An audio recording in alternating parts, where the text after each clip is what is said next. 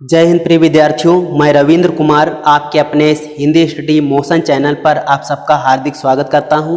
प्रिय विद्यार्थियों, आज आप हमारे साथ पढ़ने वाले हैं समास के विषय में। तो आइए दोस्तों देखते हैं समास क्या होता है।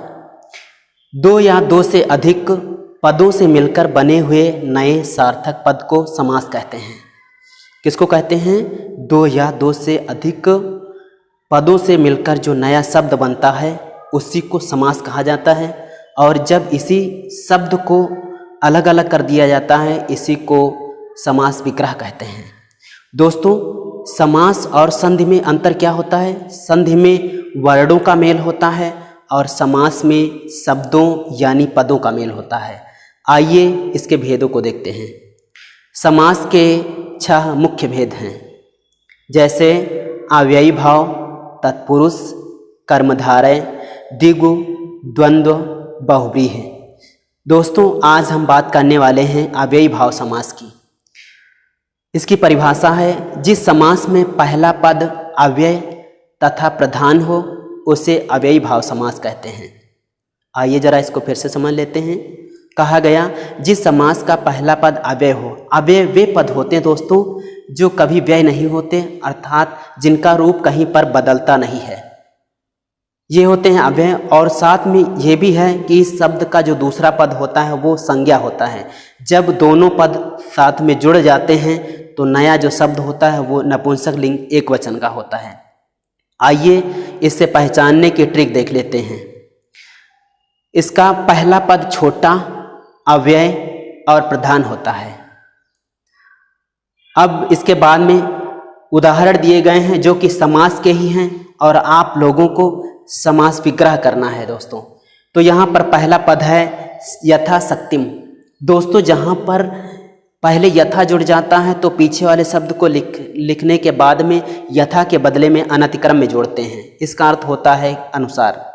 तो यथा शक्तिम का हो जाएगा शक्तिम अनतिक्रम में, यानी शक्ति के अनुसार। इसमें जितने भी उदाहरण हैं सब अलग अलग प्रकार से हैं, जिससे कि हर एक उदाहरण पर आप भी बना सकें। उपगंगम है, जहाँ पर उप जुड़ जाता है तो पीछे वाले शब्द को षष्ठी में लिखते हैं और उप के बदले में समीपे जोड़ते हैं।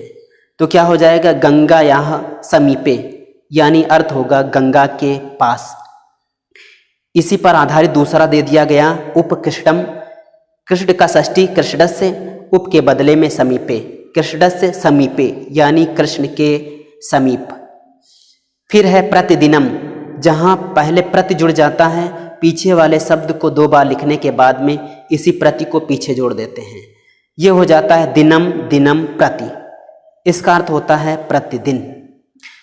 जहाँ कहीं निर उपसर्ग जुड़ जाए, जैसे अगला है निर्मच्छिकम। यहाँ पर जो पीछे वाला शब्द है मच्छिकम, उसका षष्ठी लिखा जाता है और निर के बदले में अभावः जोड़ते हैं। तो इसका हो जाएगा मच्छी का षष्ठी मच्छिकाणाम, निर का बदले हो जाएगा अभावा, मच्छिकाणाम अभावा, अर्थात मक्खियों का अभाव। अनुरूपम है अगला, जहाँ अनु उपसर्ग जुड़ता, अनु माने पीछे होता है। जो पीछे शब्द लिखा होता है उसको पहले षष्ठी में लिखते हैं और अनु के बदले में योग्यम जोड़ते हैं या पश्चात लिखते हैं। यहाँ पर है अनुरूपम, तो रूपस से अनु के बदले में योग्यम लिखेंगे, रूपस से योग्यम, यानी रूप के योग्य। अगला है अनुदिनम, तो दिनम को दिनस से लिख लेंगे षष्ठी में, अनु के बदले में पश्चात, यानी दिनस से पश्चात, दिन के बाद। फिर अगला है अलग प्रकार का सुमद्रम, जहाँ कहीं सु उपसर्ग जुड़ जाता है, पीछे वाले को षष्ठी में लिखते हैं, सु के बदले में समृद्धि जोड़ते हैं। तो मद्र का षष्ठी मद्राणाम, सु के बदले में समृद्धि, मद्राणाम समृद्धि, मद्र देश की समृद्धि। अगला है अधिहरि, जहाँ कहीं अधि जुड़ जाता है पहले तो पीछे वाले शब्द को सप्तमी में लिखते हैं और अधि के बदले में इति जोड़ते हैं। अधिहरि का हो जाएगा हरौ इति, यानी हरि के विषय में। फिर है सहारी, जहाँ कहीं सा जुड़ जाता है पहले, उसका अर्थ सादृश्य का होता है तो पीछे वाले को षष्ठी में लिखते हैं। यहाँ पर हो जाएगा हरि का हरेह, सा के बदले में सादृश्यम, हरेह सादृश्यम, यानी हरि जैसा। फिर है आ समुद्रम, जहाँ आ उपसर्ग जुड़ जाता है वहाँ पर आ के बदले में या तो पर्यंतम जोड़ते हैं या प्रभृति जोड़ते हैं।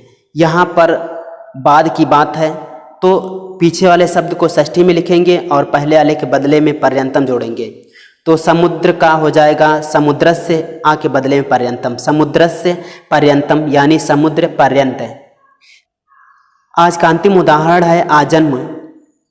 इसका जो पीछे वाला शब्द है उसका पंचमी में लिखेंगे तो हो जाएगा जन्मनः और आ के बदले में प्रभृति जोड़ते हैं, जन्मनः प्रभृति यानी जन्म से लेकर। दोस्तों आज के अंक में इतना ही, जैसा कि आप लोगों की समझ में आ गया होगा।